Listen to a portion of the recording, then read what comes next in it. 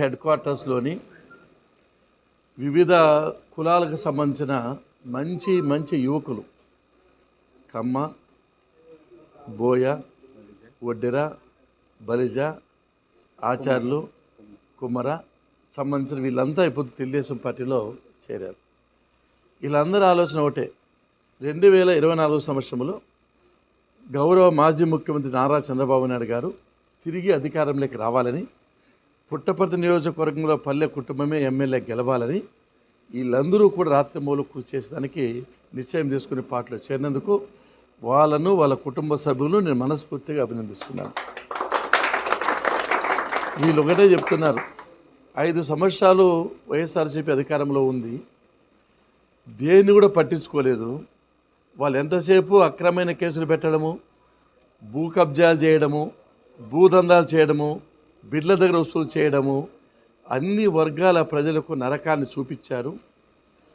Development సున్నా, ప్రచారం ఫుల్గా చేసుకుంటున్నారు ఏదో చేసినామని చెప్పి.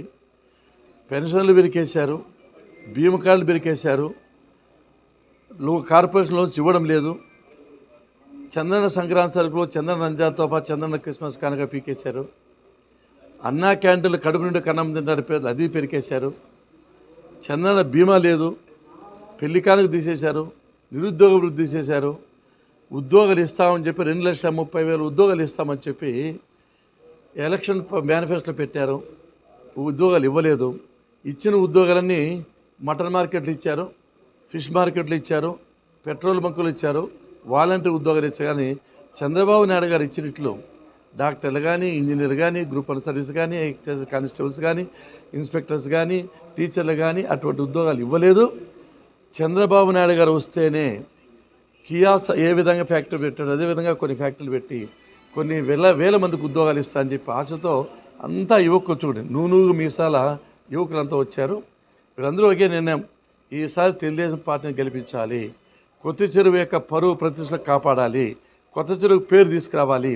ఎందుకంటే నందమూరి తారక రామారావు గారిని అక్కడ పదవిచ్యుతం చేస్తే ఉద్యమం ప్రారంభమైంది అక్కడే. కాబట్టి వీళ్ళందరిలో కూడా యువశక్తి ఉంది, యువ రక్తం ఉంది, ఉత్సాహం ఉరకలిస్తా ఉంది. వీళ్ళందరూ చేరినందుకు మనస్ఫూర్తిగా అభినందిస్తూ, వాళ్ళకి ఏ కష్టమైనా, ఏ నష్టమైనా, ఏ ఇబ్బంది వచ్చినా, ఏ సమస్య వచ్చినా వాళ్ళ తండ్రి మాదిరిని కాపాడతానని చెప్పి సందర్భంగా మనవి చేస్తూ, ఈరోజు చేరినందుకు వాళ్ళందరినీ మనస్ఫూర్తిగా మేము నాయకులు అందరం మనస్ఫూర్తిగా అభినందిస్తున్నాం. లక్ష్మణ్ కానీ, రామకృష్ణ కానీ, అదేవిధంగా చంద్ర కానీ, ఇటువంటి అనిల్ కానీ మేమంతా కూడా మనస్ఫూర్తిగా అభినందించి వాళ్ళకు మా సంపూర్ణ సహాయ సహకారాలు ఇస్తాం. ఈ ఎన్నికల వరకు తుది రక్తం చిందేంత వరకు పోరాడాలి, గెలిపించాలి, ఈ పుట్టపర్తిని కాపాడాలని చెప్పే సందర్భంగా గుర్తు చేస్తున్నాం. అందరికీ అభినందనలు, శుభాభినందనలు.